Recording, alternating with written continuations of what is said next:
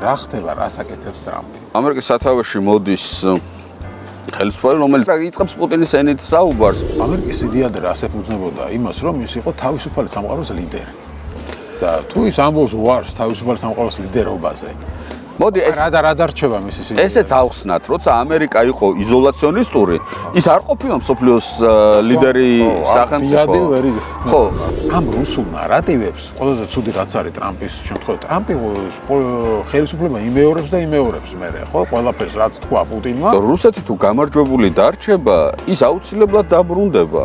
ანუ რატო არ გავიმეორებ იმ ოპერაციას, რომელმაც მე წარმატება მომიტანა და რომელშიც მე ზიანი არ მინახავს ფაქტობრივად. ევროკავშირი და დასავლეთი არის წარმატებული ქვეყნების კლუბ. რუსული ეს სამყარო არის წარმატებლობის ფორმულა. პრინციპში ტაჯიკეთის ქვეყანაა და საქართველოც, ანუ იყავი ამ კლუბში. რამდენად აქვს საშუალება ამაზე რომ ვისაუბროთ ევროკავშირს, რომ ეფექტური წინააღმდეგობა გაუწიოს რუსეთს ამერიკის გარეშე. გერმანიაში საუბარი დაიწყო საკუთარი ბირთვული არსენალის შექმნაზე.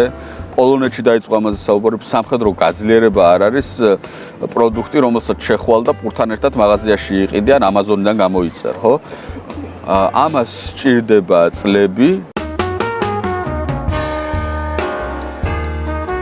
მოგესალმებით, მე ვარ ჟურნალისტი მერაბ მეტრეველი და ეთერშია გადაცემა პოლიტკალაკი.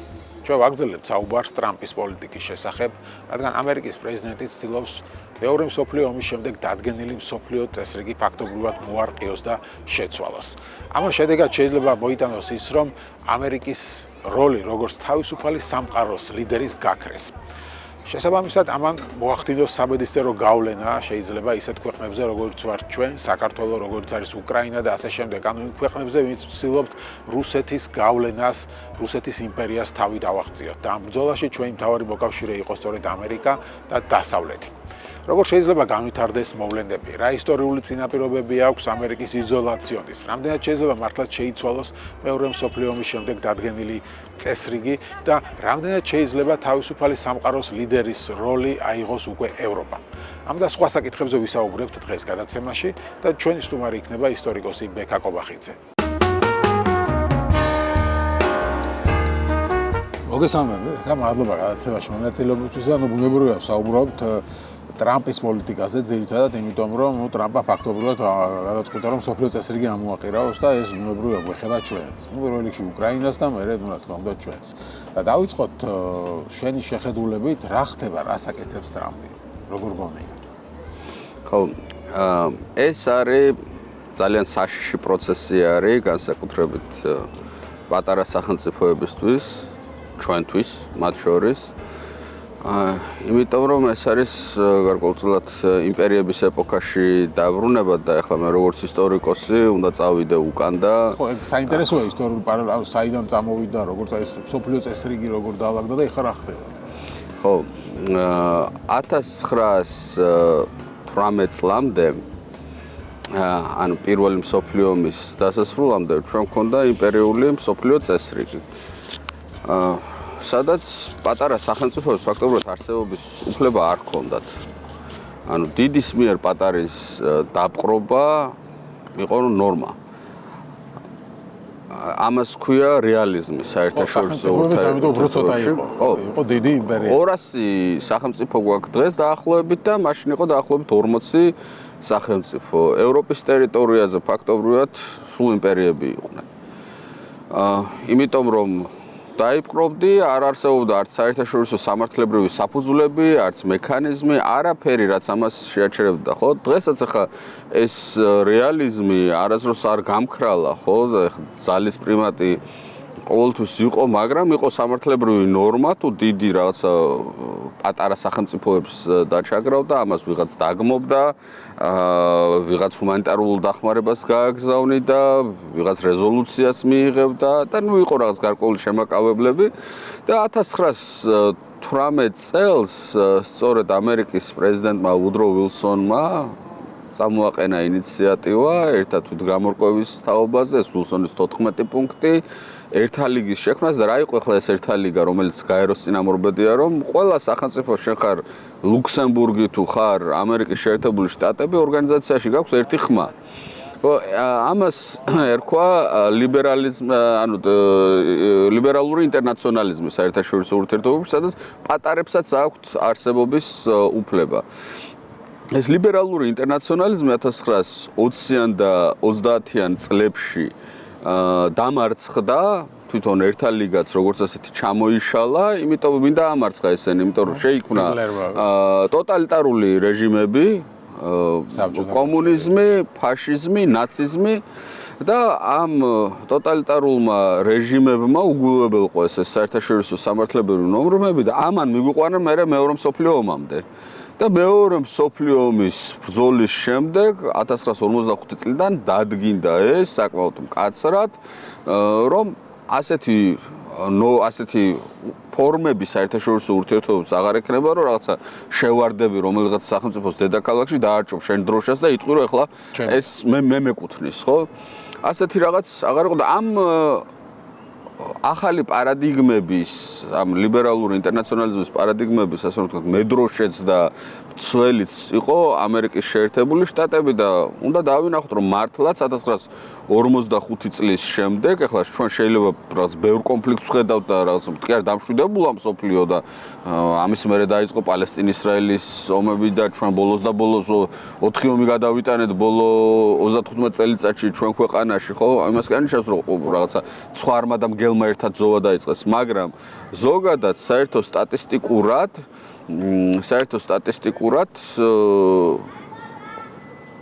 გაცლებთ ნაკლები კონფლიქტი იყო მსოფლიოში 1945 წლის შემდეგ, ვიდრე მანამდე.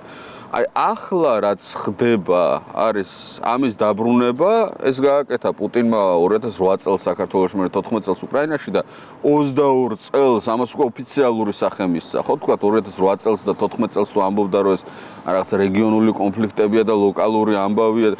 22 წელს თქვა რომ ერთმა საკმაოდ დიდმა სახელმწიფომ, ევროპის ყველაზე დიდმა სახელმწიფომ პრინციპში უკრაინამ არ მინდა რომ იარსებოს. ეს მინდა რომ მთლიანად ჩემი იყოს და ეხლა მე შევარდები და წავიღებ ტერიტორიებს.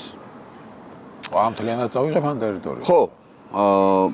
და ამას წინ აღუდგა მთელი დასავლური სამყარო, იმიტომ რომ ყველას ესმოდა რომ ეს არ ეხება მხოლოდ უკრაინას. ეს არის საერთაშორისო ნორმების სრული დარღვევა და თუ ეს მოხდა უკრაინაში, მოხდება სხვაგანაც, იმიტომ რომ ხედავთ რომ რაღაცა ანუ ძველი იმის დაბრუნება იმპერიის. პრინციპში პუტინი როცა ლაპარაკობდა ომის წინ, დიდი განცხადება რო გააკეთა, რატო იწყებდა ომს უკრაინაში, იქ ბევრი სენტიმენტი გამოთქვა რუსეთის იმპერიაზე. ხო, გვახსოვს, საბჭოთა კავშირიც კი არა. ანუ საბჭოთა კავშირი არაო, რუსეთის იმპერია არის ის, რაც რაზეც ხო, ესე გამოვიდა რომ მას გული წყდება და შესტკივა. ანუ დაახლოებით რაღაცა იმ ეპოქას აბრუნებს.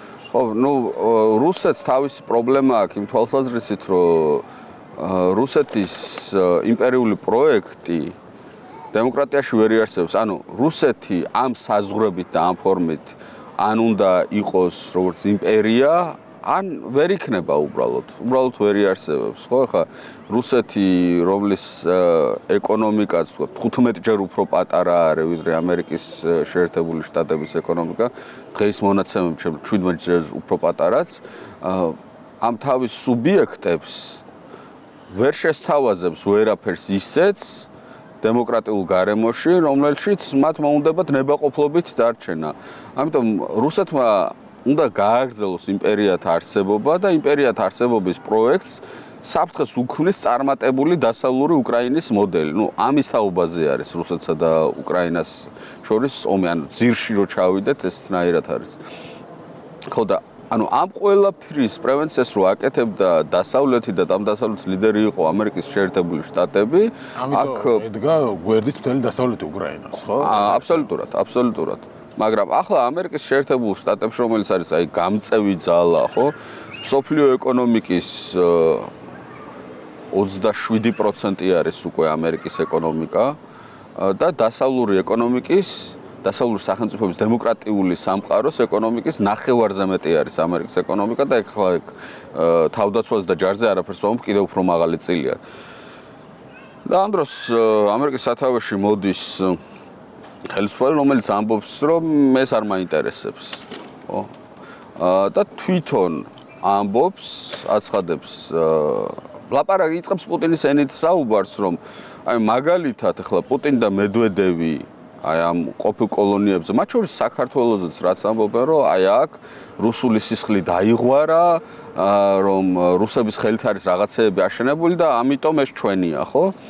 პანამის არხზე კონგრესში გამოსვლისას რაც ჰქონდა ტრამპს, რომ პანამის არხის შენებლობაზე 36,000 ამერიკელი დაიღუპა და ჩვენ ამას ვერ დავტოვებთ და უნდა დავიბრუნოთ.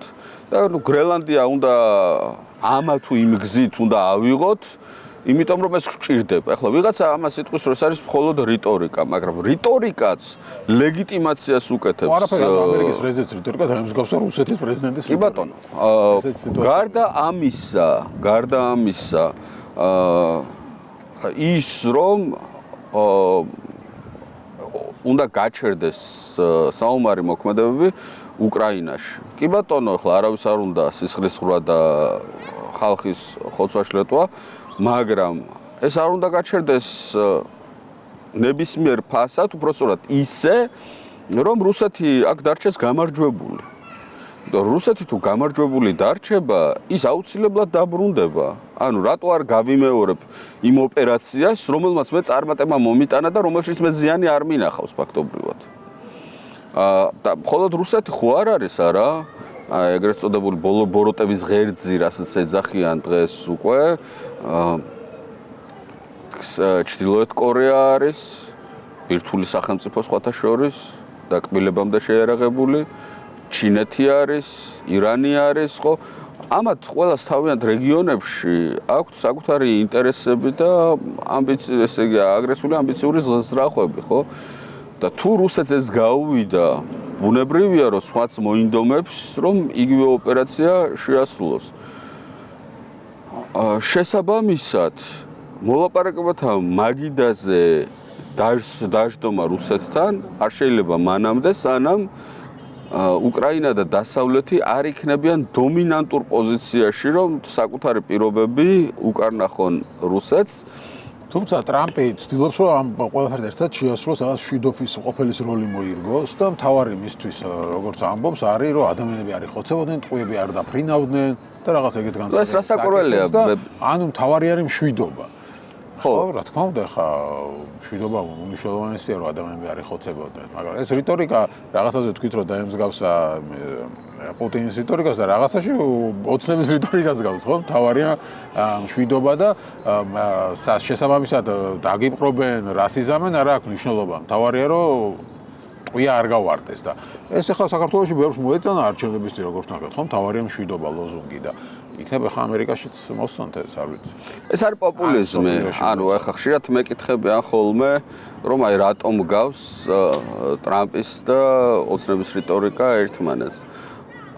იმიტომ რომ ერთი პოპულისტები არიან ორივე, ანუ ძალიან მარტივად გასაგებ და მყვირალა ფრაზებით საუბრობენ და მეორე რომ გარკვეული ავტორიტარული ტენდენციები, ახლა აქ ხო მძიმედ და ბევრად მკაფიოდ არის გამოხატული, მაგრამ იქაც გამოხატული არის რაღაც ერთპიროვნული მმართველობის პიროვნული კულტის ტენდენციები და ეს ახლა იქნება საქართველოში, ამერიკაში თუ რა ვიცი, გვატემალაში, ხო? ასეთი ტიპის პოპულისტი, ავტორიტარი ლიდერები საუბრობენ ამ ენით. ხო, თან ჩვეულებრივად ითხოვს ახლა ამერიკა ქვეყნის პრეზიდენტი ამერიკას, რომ შეაქონ, ანუ ამ შექებაზე არის გაფანატებული, მადლობა გადაგვიხადეთ, შექო და კონგრესში სადღაც სადმე ვინმე თუ გამოდის, ყველა რაღაც იწევს, ამის არის დიდება ტრამპს და ამით იწყება ყველაფერი.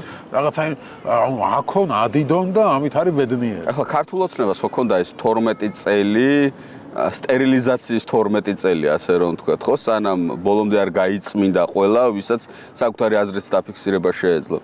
რესპუბლიკურ პარტიაში ეს სტერილიზაცია 8 წლის განმავლობაში მიდიოდა და აი მე მაყურებელს მინდა მოვუყო, ვთქვათ, 1-2 ეპიზოდი, აი რო იცოდეს, ვთქვათ, რა გააკეთა ტრამპმა ამ რესპუბლიკური პარტიის სტერილიზაციისთვის. როცა 2021 წლის 6 იანვარს აჯანყების მცდელობა იყო, გადატრიალების მცდელობა ამერიკაში, კონგრესში რო შეიჭრა. კონგრესში, ხო, კონგრესს იერიში ამას მოყვა საგამოძიებო კომიტეტის შექმნა, რომელსაც სათავეში უდგნენ რესპუბლიკელები, სხვათა შორის ადამ კინზინგერი და ლის ჩეინი. ტრამპმა ყველაფერი გააკეთა იმისთვის, რომ ჩეინის წაეგო პრაიმერი თავის შტატში, ვაიომინგში და კინზინგერს მოუწია ილინოისის შტატის არჩევნებზე უარის თქმა, იმიტომ რომ ისინი რესპუბლიკური პარტიიდან გარიყეს, დასაჯეს, როგორც განსხვავებული აზრის მქონეები. უფრო მეტიც, აი ეს ამ აჯანყებასთან დაკავშირებით ერთი კარგი ჩვეულებრივი კაცი იყო ასეთი რასტი ბაუერსი, რომელიც გახლდათ არიზონას შტატის წარმომადგენელთა პალატის თავმჯდომარე. და ამ კაცისგან არჩევნების შემდეგ, წაგებული არჩევნების შემდეგ ტრამპი ითხოვდა, რომ ამოაყირავე არჩევნების შედეგი. ან დაურეკა პირდაპირ მან და რუდი ჯულიანიმ და სთხოვდნენ, რომ შეეცვალა არჩევნების შედეგი. ამ კაცმა ჯერ უარი განაცხადა და შემდეგ აი ამ კომისიას, კონგრესის კომისიას მისცა ჩვენება თუ როგორ სთხოვდა მას ტრამპი არჩევნების შედეგის შეცვლას. და შემდეგ ეს რასტი ბაუერსი კენჭს იყრიდა არიზონას შტატში, შტატის, ანუ არა ამერიკის ფედერალურ სენატში, არამედ შტატის სენატის არჩევნებში იღებდა მონაწილეობას და რესპუბლიკურ პრაიმერიში ტრამპი ჩავიდა არიზონაში, რომ ამ რასტი ბაუერსის მოწინააღმდეგისთვის დაეჭირა მხარი იმისთვის, რომ ეს კაცი, რომელიც მას შეეწინააღმდეგა, განადგურებულიყო პოლიტიკურად. და რასტი ბაუერსი დამარცხდა ამ არჩევნებში და ფაქტობრივად მოდის რომ ტრამპს ხარდაჭერა აქვს. კი, ამ ესე რესპუბლიკურ ამით ის რესპუბლიკურ ამომრჩეველში ამ პოპულიზმს აქვს საკმაოდ მყარი მხარდაჭერა და რესპუბლიკურ პარტიაში არის შექმნილი გარემო, რომ თუ შენ ეწინააღმდეგები ტრამპს, ის პოლიტიკურად განადგურებს. ამიტომ ახლა ყველა მხარს და ამიტომ იმისთვის თუ გინდა როგორც პოლიტიკოსმა შეიძლება ბერს გულიერევა საერთოდ იქ ამ ყველაფრის დანახვაც და სმენაზე, მაგრამ თუ გინდა რომ იყო რესპუბლიკელი და პოლიტიკურად არსებობა გააგრძელო, ამისთვის ასე რომ ვთქვათ, მაფიოზური ენით რომ ვთქვათ, ამ ბეჭედს უნდა ააკოცო. ტრამპის ხელზე. ხო, ტრამპის ხელზე ამ ბეჭედს უნდა ააკოცო და აი ესეთი გარემო არის. თან ახლა მდგომარეობა შემდეგი არის, ხო? პირველი თვეები არის. ანუ 100 დღეც არ გასულა, ახლა 50 დღე არის. თვითონაც აქ ესე კონგრესში გამოსვლის დროს ეს იყო ყველაზე წარმატებული დღე, პირველი პერიოდი. ხო, ნუ რაღაცა ჯორჯ ვაშინგტონს ჯობი ვარ და ახლა ესეთ რაღაცებს ვაპარაკობ. წამოხდებოდა ველსი და ის სპიკერი და ტაშ უკრავდნენ ყოველ მეორე სიტყვის შემდეგ და ნუ ხო. გასაგები არის ეს ყველაფერი და ახლა განსაკუთრებით რესპუბლიკელების შიგნით წინააღმდეგობის რანაირი რესურსი არ არსებობს, იმიტომ რომ პირველი კვირები არის კაცის პრეზიდენტობის, ჯერ კიდევ ახლა მისი პოპულარობა ნელ-ნელა ეცემა, მაგრამ ისი არ დაცემულა, რომ მისი კრიტიკა იყოს შესაძლებელი და მისაღები, მაინც ამერიკის პოლიტიკაში ყველაფერი გადის ეკონომიკაზე. ხო, ახლა ჩვენთვის მნიშვნელოვანი არის საგარეო პოლიტიკა უკრაინაზე რა სიტყვის, ჩვენზე რა სიტყვის, ასე შემდეგ და ასე შემდეგ, მაგრამ ამერიკის რიგითი ამორჩევლისთვის ფაქტობრივად. კი, კანადასთან დააწესებს მეორე დღეს უკან წაიღებს მექსიკასთან.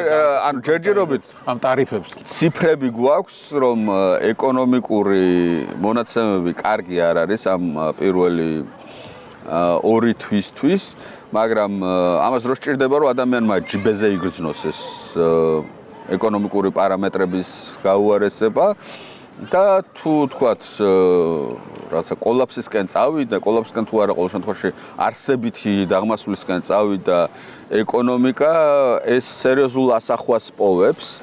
და შემდეგ გვაქვს ახლა ამერიკის პოლიტიკას აქვს ბევრი კორექტირების მექანიზმი, ხო? ახლა არის თქვა თავისთავად არის სასამართლო, კონგრესი, სენატი. შეიძლება რომ ამერიკაში ტრამპმა ავტორიტარიზმი დაამყაროს. არა, ეს თითქმის შეუძლებელი არის. მით უმეტეს ერთ ვადაში, იმიტომ რომ ახლა ამერიკას ჩვენ უყურებთ როგორც ერთ ქვეყანას, ხო? მაგრამ პრინციპში როგორც ევროკავშირი არის 28 სხვადასხვა ქვეყანა, ისე არის ამერიკა არის 50 სხვადასხვა ქვეყანა არის, ხო? აი რაც მაყურებლისთვის რო გასაგებია თქო, აი საბაზისოდ, ხო? თქვა თითეული შტატი გასცევს ცალ-ცალკე და სხვადასხვა მართვის მოწმობას. თქო ერთი შტატიდან რომ მეორეში გადადიხარ საცხოვრებლად, ახალი მართვის მოწმობა უნდა აიღო. თქვათ, ხო? და კანონმდებლობა არის განსხვავებული, ყველა შტატს აქვს თავისი სასამართლო, გუბერნატორები არიან არჩეულები და არჩევითები, თავისი ბიუჯეტები აქვს ამ შტატებს, ასე რომ რაღაცა იქ ტრამპმა მოახერხოს, რომ სიტყვაზე ვერმონტის შტატში ვიღაცა მასწავლებელი მოხსნას სკოლიდან იმის გამო, რომ მას არ უჭერს მხარს, ხო? ეს ტექნიკურად შეუძლებელი არის. ფიზიკურად შეუძლებელი არის. ხო, ამერიკაში არიან მუდამ წითელი შტატები, ანუ მუდამ რესპუბლიკელებზე ხმის მიცემი შტატები და არიან მუდამ ლურჯი შტატები, ანუ მუდამ გუბერნატორებიც დემოკრატები არიან, ხო? და ყველაფერს ბედს წყვეტს ეგრეთ წოდებული მერყევი შტატები, რამდენიმე შტატი და ეს მერყევი შტატები ძალიან გრძნობიარე არიან ეკონომიკური პროცესებისადმი. ხო, ანუ ყველაფერი იქნება დამოკიდებული ეკონომიკაზე და ნუ შემდეგ ახლა და თან რა არის ის რომ ეს შანსს აძლევს კორექტირების მექანიზმს აძლევს მათ შორის დემოკრატებსაც, ხო, რომ რაღაცა წუხილები ჰქონდათ მათ შესახებ ამომრჩევლებს და თქვა თუ ამორჩეულმა აირჩია ტრამპი, დემოკრატებმაც უნდა გადაიაზრონ, რომ რაღაცეების შესასვლელი არის. ეს ასევე ხაშია და ისე რომ საგარეო თემას დაუბრუნდეთ, ხო, მაგრამ ამ ხნის განმავლობაში როგორ შეიძლება შეიცვალოს მსოფლიო ამ ტრამპის პოლიტიკიდან გამომდინარე, ხო, ან ბევრი რამ ხედავთ უკვე იცვლება. ხო, ჩვენ ვთქვით, რომ შეიძლება საერთოდ თამაშის წესები შეიცვალოს. მსოფლიო წესრიგი შეიცვალოს. აგერ ევროპამ სხვა ერთ-ერთი დადებითი შეიძლება რაც მოყვეს ტრამპის ამ ამბავს არის ის რომ ევროპამ და ევროკავშირმა უფრო მეტად დაინახოს თავისი როლი, ხო, ამ მსოფლიო წესრიგში. და ეს შეიძლება აღმოჩნდეს უკეთესი არის.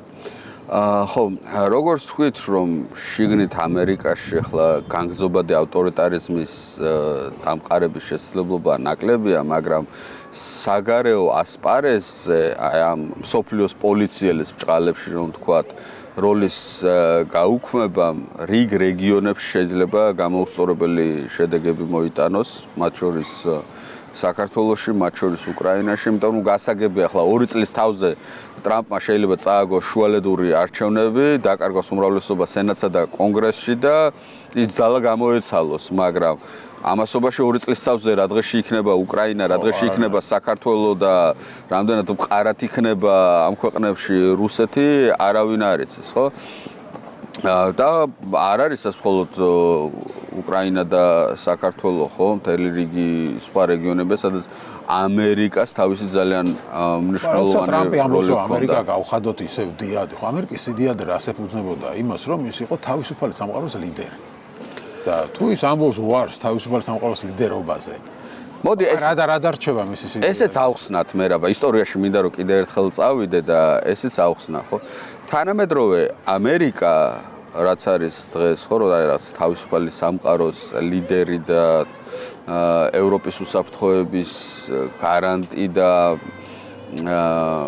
ასე ვთქვათ, დარაჯი აი ამ ლიბერალურ ინტერნაციონალიზმსა, ეს არის ისტორია მეორე მსოფლიო ომიდან მოყოლებული. მანამდე, აი ეს თქვათ, რუზველტის პრეზიდენტობის შემდგომი პერიოდის და ცივი ომის ინერცია არის. მანამდე ამერიკის შეერთებული შტატები იყო იზოლაციონისტური ქვეყანა, ეგრეთ წოდებული მონროს დოქტრინის ქვეყანა.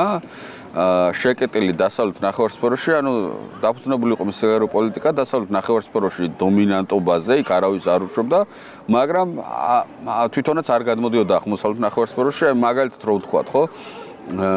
მე-18 საუკუნეში გამოცხადა ამერიკამ დამოუკიდებლობა ბრიტანეთისგან, ხო? მაგრამ პირველი მოქმედი პრეზიდენტი ამერიკის, რომელიც ჩავიდა ევროპაში, იყო ვუდრო ვილსონი 1918 წელს, ანუ მთელი 150 წლის მანძილზე ამერიკის მოქმედი პრეზიდენტი ევროპაში ფიზიკურად ნამყოფი არ იყო.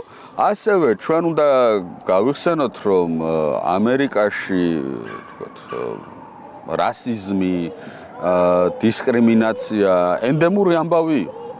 ძალიან ენდემური ამბავი იყო. შუა წლებამდე ანუ ჯერ ახლა მონათლობელობა და მერე სეგრეგაცია უკვე 1960 წლებამდე, თქვათ ეს კუკლუქს კლანების არსებობა, თეთრი ნაციონალიზმის, ქრისტიანული ნაციონალიზმის არსებობა, ეს ენდემური ამბავი იყო ძალიან და პერიოდულად წამოიყვირებდა ხოლმე ეს ამბავი, პერიოდულად რაღაცა იზოლაციონისტური განწყობები დაბრუნდებოდა ამერიკულ პოლიტიკურ დისკურსში, რაღაცა ეს თეთრი ნაციონალიზმის ჯგუფები აქ-აქ ყოველთვის იქმნებოდა, მაგრამ აი ეხლა ეს ყველაფერი თითქოს ერთად შეიკრიბა და ხელისუფლების სათავეში მოვიდა. ეს არ არის ახალი, ამის თქმა მინდა რომ ეს არ არის ახალი, თუმცა როცა ამერიკა იყო იზოლაციონისტური, ის არ ყოფილა მსოფლიოს ლიდერი სახელმწიფო. ხო, ამერიკის სიდიადე გამოიწვია იმან, რომ გახსნა მან მთელ მსოფლიოსთან ვაჭრობა, ის გახდა თავისუფალი სამყაროს მფარველი და დემოკრატიული იდეების აპოლოგეტი და გამავრცელებელი თავისუფალ სამყაროში, ხო? და ამერიკა იძენდა მოკავშირეებს. მისი მთავარი საექსპორტო საქონელი შეიძლება ითქვას იყო დოლარი და დემოკრატია. კი ბატონო. კი ბატონო, ზუსტად ასე იყო ეს ამბავი. ეხლა თუ თქვათ ამერიკა დაბრუნდა რაღაც მე-19 საუკუნის პარადიგმაში და კანადაში მან კონკურენტი დაინახა რაღაცა ევროპასთან გამოუცხადებელი ომი თუ აქვს. ვინ არის მისი მეგობარი? მაშინ. ხო, მაშინ ვინ არის მისი მეგობარი? ჯასტინ ტრუდომ თქვა კანცლერ-მინისტრმა, ჩვენ გვებრძვისო და აგერ პუტინს და სხვა ავტორიტარებს რაღაც იმით ხო, აი ეს არის თქვათ რეალიზმის პოლიტიკა ეს არის საერთაშორისო ურთიერთობებში რეალიზმი, რომ ის იდეოლოგიურ თანხმედრას არ მოითხოვს და ის არის დამყარებული რაღაცა მერკანტილურ, პრაგმატულ ინტერესებზე, მაგრამ პრინციპში ეს პოლიტიკა ამერიკას აკარგინებს მოკავშირეებს და თუ თქვათ ახლა ამან გამოიწვია ევროპის სრული ავტონომიზაცია, ანუ სრული დამოუკიდებლობა, ავტონომიზაცია კი არა, დამოუკიდებლობა უსაფრთხოების საკითხებში, თავდაცვის და უსაფრთხოების საკითხებში, ხო? და ევროპა გახდა თვითმყოფადი. ჩვენ უნდა გვახსოვდეს, რომ ევროპის ტერიტორიის, განსაკუთრებით გერმანიის ტერიტორიაზე ცივი ომიდან მოყოლებული არის ათეულობით ამერიკის სამხედრო ბაზა. თქვა რომ გადააყავს უნგრეთში. გუშინ დაიდო ინფორმაცია, რომ ტრამპი არის გამოდის ინიციატივით, რომ ამერიკული ჯარი, რომელიც გერმანიაში არის ბაზირებული, უნგრეთში გადავიდეს. და ესე ხო არ კეთდება ეს ამბავი, იმიტომ რომ ორბანს მომდევნო წელს აქვს არჩევნები. ხო, შეიძლება უნგრეთში მოიგოს ევროპულმა ძალებმა. ნუ მე ახლა აიდგება და მაშინ სლოვაკეთში გადაიგდას და ახლა სლოვაკეთში თუ ევროპული ძალები მოვიდნენ ხელისუფლებაში, მე რაც წავა სერბეთში გადაიგდას. ეს ხო სერიოზული არ არის ეს ყველაფერი და საერთოდ პოლიტიკაც, სახელმწიფოთა შორის ურთიერთობაც, ეკონომიკაც დაფუძნებული არის პროგნოზირებადობაზე, უნდა იყოს. განგრძობადობაზე და თუ აქ ჩნდება უნდობლობა, ასეთ შემთხვევაში საფუძველი ეცლება შორს მიმავალ პარტნიორულ ურთიერთობას როგორც ეკონომიკაში, ასევე პოლიტიკაში. ამიტომ ეს არსებითად აზიანებს. ხო, ახლა თუნდაც რომ 2 წლის შემდეგ ან 4 წლის შემდეგ ამერიკაში ან დემოკრატები დაბრუნდნენ, ან რესპუბლიკელებმა თავისშიგნით მონახონ ძალა, რომ რაცა ესეთი პროგნოზირებადი კანდიდატი წამოაყენონ. ყოველთვის დარჩება ეს მეხსიერებაში, რომ ერთ დღესაც შეიძლება ამერიკაში მოვიდეს ვიღაცა, რაღაცა. ანუ ამერიკა ნდობა, რომელიც არსებობდა თავისუფალ სამყაროში, ასეთი მაღალი შერყეული არის. ის კი არა, ჩვენთან საქართველოშიც ძალიან ბევრი ადამიანი, გახსოვთ ახლა საბჭოთა კავშირის, როცა რადგან იყო ჩაკეტილი ქვეყანა, იქედან განსაკუთრებით იდეალისტურად მოჩანდა ამერიკა და თავისუფალი სამყარო და პირველ რიგში იმის გამო, რომ თავისუფალი სამყარო იყო და არა იმის გამო, რომ ხა ჯინსი იყო და კოკა-კოლა იყო, ხო? რომ თავისუფალი სამყარო იყო და იქეთკენ იყო სტოლა და აი ამერიკა საბჭოთა კავშირიდან მოჩანდა როგორც თავისუფალი სამყაროს მართლა შუქურა. ევროპა და ასე შემდეგ და ამ ხალხში ვინც აი იქ საბჭოთა კავშირში საქართველოში გულისხმობ ხა საბჭოთა კავშირში ამაზე ოცნებობდა, დღეს ნელ-ნელა ამის მსხრევა მიდის. ხო, ანუ ქართველებშიც მათ შორის, რომ აი ამერიკა ესეთი სულაც არ არის კარგი. ეს შეიძლება ცუდის ბოლომდე არ იყოს, იმიტომ რომ ახლა იდეალისტური შეხედულება არაფერზე არ არის კარგი. მაგრამ აქ არის მეორე კატეგორია ადამიანების, ვისაც ეგრეთ წოდებული პრორუსებს ვეძახით ჩვენ, რომლებიც სულ ამტკიცებდნენ, რომ აი ასე ჩვენ ამბობ, რომ საერთაშორისო პოლიტიკა არის სასტიკი, რეალიზმზე დამოყიდებული, არანაირი თავისუფალი სამყარო, იდეალები, დემოკრატია არ არსებობს და რომ ამერიკაც არის ჩვეულებრივი იმპერია, არაფრით განსხვავებული რუსეთისგან, ხო ეს იდეოლოგია იყო მათი მხრიდან არაფრით განსხვავებული და როცა მოუნდება მისი ინტერესებიდან მოქმედებს და როცა მოუნდება მაშინ გაგწირავს. და ეხლა თითქოს მათი დრო დადგა, ხო? ესენი გამოდიან და ამბობენ, აი, რა ვამბობდით, ჩვენ მართლები ვიყავით. ხო, არანაირი რაღაც თავისუფლება, დემოკრატია და რაღაცა დიდი არაფერი განსხვავება არ არის, ვისი მონა იქნებ, ხო?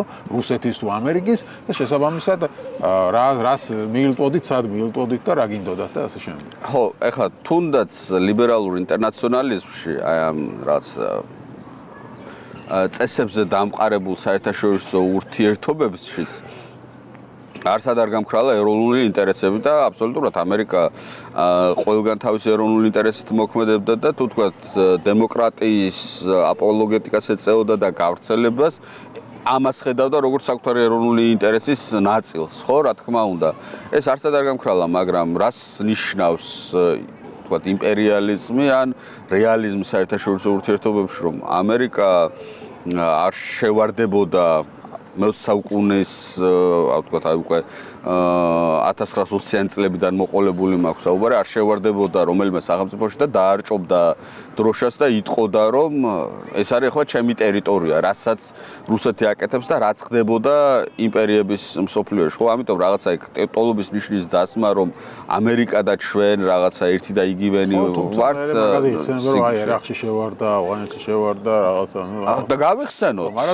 გავიხსენოთ ახლა, ხო, რაღაცა ერაყი ამერიკის 51 შტატი არის თუ 52 არის ავღანეთი და კიდე ერთი რაღაცა გავიხსენოთ, რომ ერაყი დღეს არის ყველაზე ერთ-ერთი ყველაზე ანტიამერიკული ქვეყანა არის. ამერიკა იქიდან გამოვიდა ნებით, ავღანეთიდანაც გამოვიდა ნებით. ავღანეთში თალიბები არიან ხელისუფლებაში, ხოლო ერაყში პროირანელი შიიტები არიან ხელისუფლებაში. ანუ ერაყიც და ავღანეთიც გამოდგება ამერიკის შეცდომების მაგალითად ერთი და მეორე იმის მაგალითად, რომ როდესაც სახლში, ანუ ამერიკის შეერთებულ შტატებში გაჩნდა ზეწოლა, ელექტორალური ზეწოლა ხელისუფლებაზე, რომ ახლა როდემდე შეიძლება აქ ფული უხარჯოთ და ჯარისკაცები კვდებოდნენ, ამ დროს ადგა ამერიკა და გამოვიდა. აი ახლა უკრაინაში არის რუსეთი. 100,000-ობით რუსი არის დაღუპული, დაჭრილი, დასახიჩრებული, დაინვალიდებული, ხო? ამას რამე მნიშვნელობა აქვს რუსეთის ხელისუფლებისთვის? ხო, არავითარ მნიშვნელობა არ აქვს, იმიტომ რომ რუსეთის ხელისუფლებას არ აინტერესებს არც ხალხის ხმა, რუსეთში საერთოდ ხალხი რა არის? ხალხის ხმა არ არსებობს საერთოდ. ანუ ეს არის განსხვავება, ხო? ფუნდამენტური განსხვავება, იმიტომ რომ დემოკრატიას აქვს კორექტირების მექანიზმები, ანუ საბოლოო ჯამში ტრამპსაც დააკორექტირებს. ხო, ანუ ტრამპი არ დარჩება და ტრამპიზმი არ იქნება სამუდამო ამერიკის შეერთებულ შტატებში, ხო? ახლა ახლა 8 მარტს ჯარის დაღუპული რუსეთში დაღუპული ჯარისკაცების დედებს ხორცაკები ნახანები რომ მიუტანეს და აჩუქეს და ეს დედები რო იყვნენ ბედნიერები. შვილი დაეღუპა თამაში. ცინიზმი. ხო, აი ეს არის რუსეთი, გასაგებია, მაგრამ ისინი ამბობენ, რომ აი ეს რუსეთი აგერ არის, ახლოს არის, იმპერია არის, კი ბატონო, და ის ჩვენ და უკრაინას არ მოგცემს საშუალებას არასოდეს, რომ რაღაც ამერიკის ან ევროპის მოკავშირე ვიყოთ, იმიტომ რომ როგორც რუსეთი ამბობს, რომ აქ რაღაცა ჩვენი სისხლი დაიღვარა უკრაინაში, საქართველოში და ეს ჩვენი მიწებია და რაღა განსხვავება ხა ამერიკაც იმპერია თავისი ინტერესებით მოქმედებს და ამიტომ ჯობია ისევ რუსეთთან ვიყოთ რაღაცა ვეომები თავსათო ვიკლავთ. დაახლოებით ეს მიდგომა. არ არსებობს გარემოება რუსეთთან, რომელთაც შენ მასთან დაალაგდები, ეტყვი, რომ მოდი, კაი, ესე იყოს და მეც ნუღა გამიკეთებ, ანუ მეტად ნუღა დამჩაგრავ. ეგეთი მოდუს ვივენდი, ასე რომ ვთქვათ, არ არსებობს რუსეთთან. რაც უფრო დაუწვევი, უფრო გადაგივლის. ახლა ამას მე ვამბობ როგორც ისტორიკოსი, იმიტომ რომ ჩვენი ისტორიული გამოცდილება არის ეს და მეორე რომ აი გავახსენებ მაყურებელს პუტინის გამოსვლას. აი როცა უკრაინაში ბჭყალებში სპეციალურ სამხედრო ოპერაციას აცხადებდა, აი ამ გამოცხადებისას და წინა დღეებში მან ჩაატარა 2 ხანგრძლივი ლექცია ისტორიაში, ასე რომ ვთქვათ. მთელი საათი ილაპარაკა, მანამდე 2021 წელს მან დაწერა ვრცელი ესე წერილი უკრაინის ისტორიის შესახებ. მან იყო ესეთი გატარებული ესეთი აზრი, რომ ლენინი მოიქცა საშინლად, როცა მან 1922 წელს საბჭოთა კავშირის შექმნის დროს დაუშვა ცალკეული რესპუბლიკების არსებობა. და მას შეაქო სტალინი, რომელსაც უნდოდა ავტონომიზაცია. ანუ ყოფილიყო რუსეთის ერთიანი სახელმწიფო, სადაც იქნებოდა საქართველოს ავტონომია, უკრაინის ავტონომია. როგორც არის ჩეჩნეთის და დაღესტნის ავტონომია, ისე იქნებოდა ყველა ავტონომია. ესე უნდა ყოფილიყო, ამბობს ამას პუტინი. და მე სტალინზეც საყვედური თქვა, რომ ლენინის სიკვდილის შემდეგ რატო არ შეცვალაო ესო? სხვათა შორის მაგას ეწინააღმდეგებოდნენ ეს ჩვენები ფილიპე მახარაძე და ბუდუნდური. ნაციონალ უკრონისტები. მაგის გამო დაარქვეს ნაციონალ უკრონისტები. ნაციონალ უკრონისტები. ეს ცალკე თემა არის ხლა შეგვიტყუებს ეგ თემა სიღრმეში და მე აი სამ დღეში და 2 კვირაში უნდა დასრულებულიყო ეს სპეციალური სამხედრო ოპერაცია ბჭყალებში. აი იმ დღეებში დიმიტრი მედვედევმა თავის ტელეგრამ არხზე დაწერა, რომ ამ უკრაინის შემდეგ არის ყაზახეთი და საქართველო. იმიტომ რომ ზუსტად ეს რომ აი რუსი ჯარისკაცების სისხლით არის მორწმული ეს ლექცია ისტორიაში და მე მახსენდება 2019-ში იყო თუ რამდენიმე წლით ადრე ჟურნალისტს რომ უთხრა საქართველოზე 2019-ში რა საქართველო თქვენო თბილისის და ქუთაისის გუბერნია იყავ. ანუ ისინი ასე ხედავენ ჩვენს მომავალს. ხო და აი ეს ყველაფერი რატომ მოუყევით მერაბ ხა? რატომ მოუყევით ეს ყველაფერი? მოუყევით იმიტომ, რომ საბოლოო მიზანი თუ ეს მას გაუვა, არის თბილისის და ქუთაისის გუბერნიები. ანუ ჩვენ ახლა უნდა გავაკეთოთ არჩევანი, რომ გვინდა საქართველოს დამოუკიდებლობა თუ არ გვინდა. ანუ თუ არ გვინდა საქართველოს დამოუკიდებლობა, ეს არჩევანი არის და არავინ არ გვაძალებს, არც ამერიკა არ დაგვაძალებს დამოუკიდებლობას და არავინ არ დაგვაძალებს. თუ გვინდა გუბერნიობა, კი ბატონო, დავწვათ ბოლომდე და რა ვიცი, ახლა რუსეთს მე ისინი ჩვევია ხალხის გადასახლებები, გადმოსახლებები, ერები გააქვს რომ მთლიანად და ასე შემდეგ, ხო? ჩვენი ხსნა და გამოსავალი რა შეარ ახლა გასაგებია რომ საქართველოს ჯარი რაღაც ბირთულ რუსეთს ომს ვერ უგებს მაგრამ ჩვენი ხსნა არის ძალთა ბალანსში რომ მოვნახოთ ისეთი მოდუს ვივენდი სადაც რუსეთს ჩვენზე თავდასხმა უჯდება უფრო ძვირი ვიდრე თავდაუსხმელობა ხო და ამ ხრივ ჩვენ გვჭირდება პარტნიორები პირველ რიგში დასავლეთი რასაკვირველია მაგრამ კი ბატონო ჩინეთიც, კი ბატონო თურქეთის ინტერესიც და ანუ ჩვენი ისტორია ხო ბალანსის პოლიტიკის ისტორია არის, ხო? სულ. და ჩვენ თუ ახლა თუ კი არა და გადავიყიდეთ უკვე დასავლეთი, რომ ანუ მათ გინებაში ათენა აღამებენ ქართული ოცნების პოლიტიკოსები, ხო, იმიტომ ასე უყურებენ რომ დასავლეთი და ხა ბალტიისპირეთის ქვეყნებს მედგენ ჩვენ გვიყურებდაო როგორც წითელ ნაჭერს რუსეთის წინ აფრიალებულს და უნდა ჩვენი გამოყენება როგორც რაღაც აი რუსეთის წინააღმდეგ გამაღიზიანებლად და ჩვენს ინტერესებზე არავინ არ ფიქრობს მოკლედ ეს არის მათი გამოკიდებულება ხო ასევე ხა ჩვენ გამოგვიყენეს 2008-ში ხა უკრაინა გამოიყენეს როგორც წითელი ნაჭერი და ფაქტობრივად ამ რუსულ ნარატივებს ყველაზე ცუდი რაც არის ტრამპის შემთხვევით ტრამპი ხელისუფლება იმეორებს და იმეორებს მერე ხო ყველაფერს რაც თქვა პუტინმა და ესენი მოდიან და აქ იმეორებენ ხო ხა უკრაინაში უყიები შეუძლიაო სამ დღეში აიღოს ტრამპმა თქვა ისო რა ქვია ომი ზელენსკის ბრალია და ბაიდენის ბრალია ამბობს ხო ტრამპი წინა ხელისუფლებას აბრალებს ანუ რასაც პუტინი ამბობს და პრორუსები ამბობენ ზუსტად იგივეს იმეროს და ბოლოს ყველაზე საინტერესო რაც თქვა მარკო რუბიო თუ ნახე CNN-ზე გამოსვლის დროს თუ Fox News-ზე აღარ მახსოვს ესო სინამდვილეში უკრაინა-რუსეთის ომი ესო ამერიკა რუსეთს შორის ომი ამას ამბობენ პრორუსები და მეტი კი არა ანუ სინამდვილეში ეს არის ამერიკის და რუსეთის ომი უბრალოდ უკრაინის მიწას იყენებს ამერიკა ამისთვისო და თუ ახლა ამერიკა ამ ყველაფერში ეთანხმება რუსეთს რა გამოდის ხო, აი ხლა ეს მარტივი არის. ხო, აი პოპულიზმი ზუსტად მაგას ქვია, რომ რაცა სენსაციური, მარტივი, მარტივად მოსახარში და გადასამუშავებელი ყვირალა ფრაზები უნდა დააბრეხო, რომ შიგნით სიღრმეში არ ჩახვიდე რაღაცა 1-2 მეტრით სიღრმეზე არ მოჩხრიკო და ჩვენ მოვჩხრიკოთ რისთვის ავართ აქ, ხო? რაც შეეხება რუბიოს განცხადებას და რუსების განცხადებას და ქართული ოცნების თუნდაც განცხადებას ამ პროქსი ომზე, პროქსი ქართულად არც ვიცი როგორც არის, ანუ მარიონეტულ ომზე შეიძლება ითქვას, ხო, როცა ვთქვათ, უკრაინა კი არ იბრძვის, არამედ უკრაინის უკან იმალება ამერიკა და ის იბრძვის, ხო? უკრაინა არის 40 მილიონიანი ქვეყანა, ნუ ომამდე 40 მილიონზე მეტი ადამიანი ცხოვრობდა უკრაინაში. უკრაინაში მოხდა ადამიანების სრული მობილიზაცია იმისთვის, რომ უკრაინის სახელმწიფოებრიობას არსებობა, ჩემი თვალით მაქვს, მე იქ ნამყოფი ვარ და ჩემი თვალით მაქვს ნანახი, რომ მილიონობით ადამიანი მობილიზდა საომრად. უკრაინის წილი საკუთარ თავდაცვაში არის მინიმუმ 30%, ანუ ეკონომიკური წილი სუფთა უკრაინული ფული არის. დაახლოებით 30% არის ევროპა და ნუ 40% არის ამერიკა. ანუ ამერიკის წილი უკრაინის თავდაცვაში არის ნახევარზე ნაკლები. დავიწყოთ აქედან.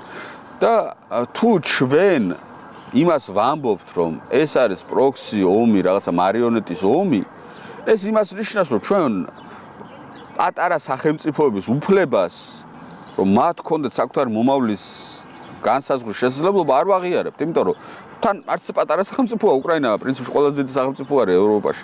40 მილიონმა ადამიანმა გადაწყვიტა, რომ მე არ მინდა ეს, არ მინდა რუსეთის იმპერიის ნაწილი ვიყოთ და ჩვენ ამას ვამბობთ, რომ არა, თქვენ კი არ თქვით. თქვენ ხართ ამერიკის მარიონეტები. ამერიკამ დაგაძალათ, ხო? ეს ხო არის სიგიჟე. ხო, თქვათ რაღაცა 2008 წელს ამერიკამ დაგვაძალა, რა ვიცი, წანისის ომი დაგვაძალა ამერიკამ, 1918 წელს დამოუკიდებლობის გამოცხადება დაგვაძალა, ხო? ანუ გერმანიამ კი დაგვაძალა რაღაცა. არა, არ დაგვაძალა, გერმანიამ შემოგთავაზა, რომ თუ თქვენ გინდათ რომ იყო დამოუკიდებლები, ჩვენ დაგიცავთ თქვენ. ხო? ეს არის პარტნიორობა და თანამშრომლობა, ხო? ამიტომ ჩვენ უნდა ვაღიაროთ, თუ რამე საღიარებელი არის ის, რომ უნდა ვაღიაროთ, რომ პატარა ერებს აქვთ არსებობის უფლება და მათ შეიძლება ჰქონდეთ საკუთარი აზრი ამ ყველაფრის თავზე. ჩვენ რო გვინდა რუსეთისგან დამოუკიდებლობა, ეს ვინ დაგვაძალა? გვინდა, ხო, ჩვენ გვინდა. გვინდა. ჩვენ ბუნებრივია ხვდებით, რომ რუსეთისგან დამოუკიდებლობას მარტო ვერ შევინარჩუნებთ, ამიტომ ეძებთ პარტნიორებს. შესაბამისად, ამის ისე დანახვა, რომ აი შენ ამერიკა გაძალებს რუსეთის წინააღმდეგ იყო, ყველაფერს უკან შემოbrunება, ხო? ამერიკას თავისი ინტერესი აქვს, რა თქმა უნდა. და ჩვენ, ანუ, როცა ამბობენ, რომ ამერიკას თავისი ინტერესია და რა თქმა უნდა, ამათ რა გონიათ, იცი, რომ ჩვენ ვინც პროდასავლურად ვართ განწყობილი, გვეგონა, რომ რაღაცას ეხავს საუბრობთ, რომ იქ რაღაცა იდეალი, ლამაზი თვალების გამო მოვწონვართ ამერიკას და დასავლეთს და ამიტომ უნდა ჩვენი დახმარება და გვეუბნებიან, რომ ამერიკას თავისი ინტერესი აქვს. და ვინმე მარიცის ეს რომ ამერიკას თავისი ინტერესი აქვს და დასავლეთ, ჩვენ უბრალოდ ვცდილობთ, რომ ჩვენი ინტერესი რომ რუსეთისგან ვიყოთ დამოუკიდებელი, მოვარგოთ ამერიკის და ევროპის ინტერესებს, რომ რუსეთი არ გაძლიერდეს. ანუ მათი ინტერესები, ჩვენი ინტერესი დავამტყიოთ ერთმანეთს. ამას ვცდილობ და რა ის რომ გონია, რომ ჩვენ ლამაზი თვალების გამო ეხლა ამერიკა რამეს გააკეთებს ან ევროკავშირი. თითქოს ეხლა ისე ნიშის მოგებით გლაპარაკეთ, აი გამოფხიზლდით. დაინახეთ, რომ იმას თავიანთი ინტერესები აქვს და აქამდეც ვიცოდით, ხო? რაღაცებს გადავხედოთ, ხო? სამწუხაროდ პოლიტიკურად და სამხედრო თვალსაზრისით 90-იან წლებში საერთოდ არ იყო არც ამერიკა, არც დასავლეთი წარმოდგენილი საქართველოში.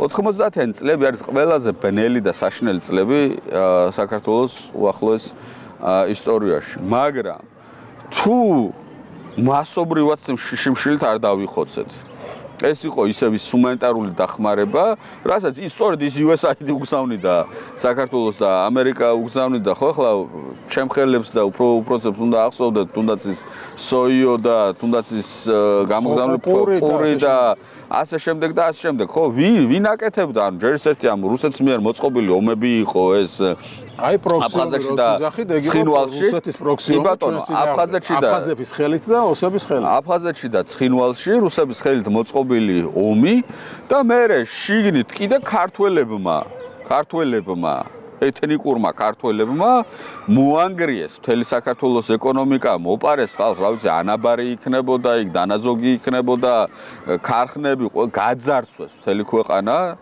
ხო? და ეს ხო ვინმეს თავზე არ მოუხვევია, ეს ჩვენ და რუსებმა თვითონ გაუკეთეთ ამ ქვეყანას და იმისთვის რომ ჩვეულებრივი ადამიანი შიმშილით არ მომკვდარიყო, გვიგზავნიდან ჰუმანიტარულ დახმარებას და მე ნელ-ნელა რაღაცა წამოვდექით ფეხზე და ვცდილობდით რომ გამختარიყავით იმ სამყაროს ნაწილი, რომელშიც ეს აღარ დაგვემართებოდა. ხო, ანუ უკეთესი სამყაროს ნაწილი გვინდა ვიყოთ და ამას თუ გვითვლიან რომ აი თქვენ როგორ გაბედეთ, ესე იგი ეს ყველაფერი რუსეთის წინააღმდეგ არ შეიძლება წასულიყო. ყველაფერი ხო თვლით არის მერაბა რა, რომ ეს ახლა რაღაც ხელების ცეცება ხო არ გვიწევს, არის ესეთი მონაცემი, მთლიანი შიდა პროდუქტი ერთ სულ მოსახლეზე. ამისი რეიტინგები არის მსოფლიოში. საქართველო ახლა არის 86 ადგილზე, დაახლოებით 200 სახელმწიფოში არის 86 ადგილზე და მსოფლიოს საშუალო მაჩვენებელზე დაბლა არის, ანუ მსოფლიოს მთლიანი შიდა პროდუქტი ერთ სულ მოსახლეზე არის 13000 რაღაცა და საქართველოსი არის 8000 რაღაცა, ხო? ანუ საკმაოდ დაბალი არის. ხო, უნდა შევხედოთ ჩვენ რა ხალხში ვართ, რა საზოგადოებაში ვართ და რა გარემოში არის ეს რუსეთის სატელიტები, რა გარემოში არიან. წარმატებულ და მდიდარ სახელმწიფოებს შორის არც ერთი რუსეთთან დაახლოებული სახელმწიფო არ არის. ჩვენზე მაღლა არის ყველა დასავლური სახელმწიფო ამ ეკონომიკური მაჩვენებლით და ძალიან პოპულარული ადამიანური ენით რო უთხრათ ხალხს, ახლა შვილები ხო ყავს, არა ყველას ყავს, რაღაცა ოჯახი, ვთქვათ, შვილი არა, ძიშვილი, ძმიშვილი, რაღაცა ბავშვი ყავს გარშემო, ხო? ჩვენ ხო არ გვინდა რომ ჩვენმა შვილებმა იმეგობრონ ლოთებთან, ნარკომანებთან, კრიმინალებთან, ანუ ჩვენი შვილები გვინდა იყვნენ კარგ კლუბში, ასე რომ ვთქვათ. ანუ განათლებულების, სწავლაზე ორიენტირებულების, წესიერი პატიოსანი ხალხის კლუბში გვინდა იყვნენ ჩვენი შვილები. ამიტომ არის, რომ ეს ევროკავშირი და დასავლეთი არის წარმატებული ქვეყნების კლუბი. ხო, ახლა რუსული დავამთავრებ, რუსული ეს სამყარო არის წარუმატებლობის ფორმულა. პრინციპში ტაჯიკეთის ქვეყანაა და საქართველოც, ანუ იყავი ამ კლუბში. უგიდა შეიძლება სახელმწიფო ისე ვიყო, რა ვიცი, იქნებ ტაჯიკეთსნაირი. არავინ არ გვაძლევს რომ არ ვიყოთ ტაჯიკეთი. საუბარი იმაზე არის, რომ ჩვენ გვინდა წარმატებულ კლუბში ყოფნა. ხო, და თუ ბოლოს ამაზე მინდა რომ დავასრულო, თუ ამერიკა გაგვიცრუა იმედები ამ ეტაპზე მაინც, ხო, სანამ ტრამპი არის, ევროპას და ევროკავშირს რამდენად აქვს შანსი და საშუალება პირველ რიგში რომ გაუწიოს რუსეთის წინააღმდეგობა. პირველ რიგში უკრაინაში და მერე ჩვენთან. აი ხა ტრამპ გამოვიდა, მაკრონი და თქვა რომ აი მე ვთავაზობ ჩემს რაღაც ბირთვულ კოლგას ევროკავშირს, მაგრამ ეხა საფრანგეთის ბირთვული კობინების რაოდენობა არ ვიცი, მე მგონი 10 ჯერ ნაკლებია ვიდრე რუსეთის, ხო? შესაბამისად, აი რამდენად აქვს საშუალება ამაზეც რომ ვისაუბროთ ევროკავშირს, რომ ეფექტური წინააღმდეგობა გაუწიოს რუსეთს ამერიკის გარეშე. ესე იგი ჩვენ უნდა შევხედოთ რესურსებს. ხო, ომი რესურსების გარეშე არ ხდება. ევროკავშირში უმრავლესობა სახელმწიფოებისა, დიდი სახელმწიფოებისა არის რუსეთზე მდიდარი.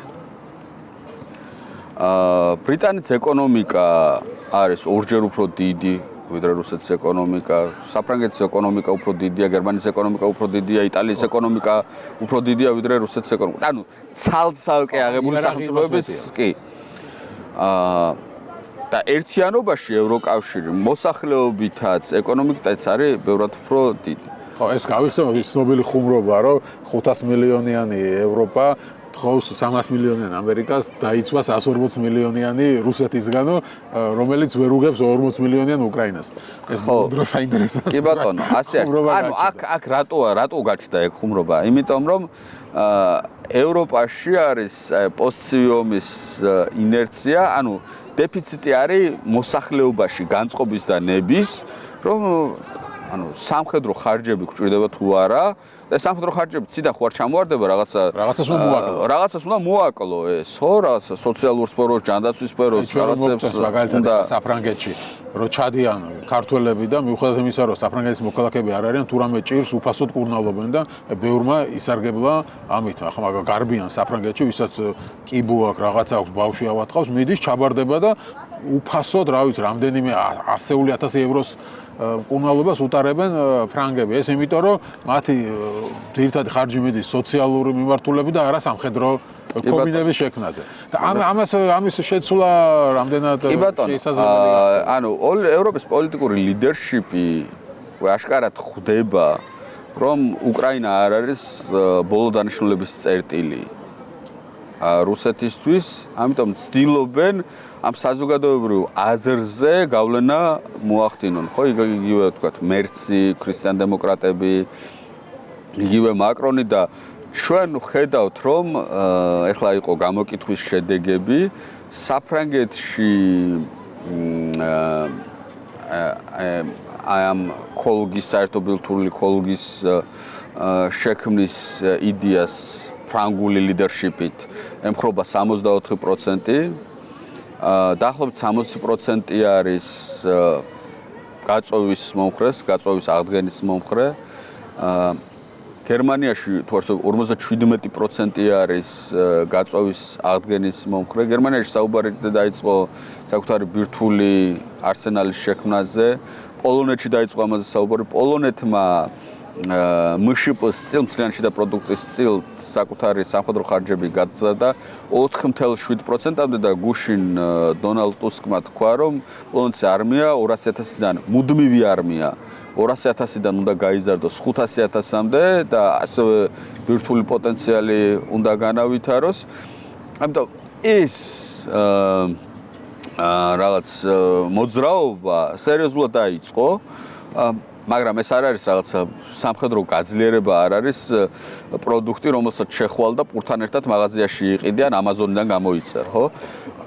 ამას სჭირდება წლები, დროს სჭირდება ამას და შემდეგ თუ ეს ცენტრი შეიქმნა ევროპული, ასე რომ ვთქვათ, შიდა ავტონომია უსაფრთხოების და თავდაცვის საკითხებში